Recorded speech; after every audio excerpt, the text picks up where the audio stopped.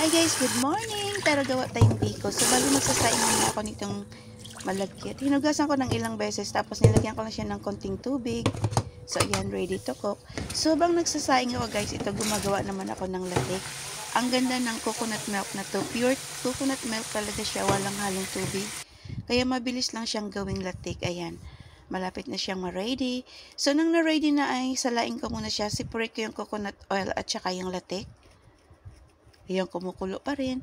So, dito naman sa kawali ay nilagay ko lang yung kalahati ng coconut oil kasi konti lang naman yung aking sinaing na ano. Bali, wala na guys, measurement, tansya-tansya lang. Pinawasan ko muna yung asukal kasi napadami yung nilagay ko. Pagkatapos ay nilagay ko na yung sinaing kong malagkit.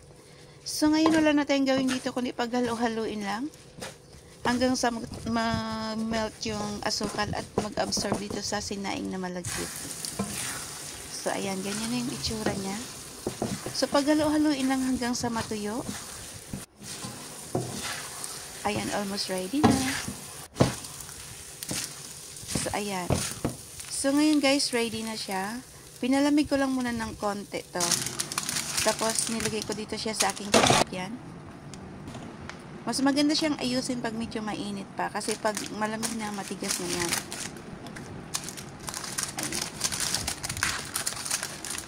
So, bali ginupit ko lang tong excess na papel sa taas para maganda naman yung presentation bago ko nilagay itong latik. Ang bango. So, ayan, ready na. Thank you for watching.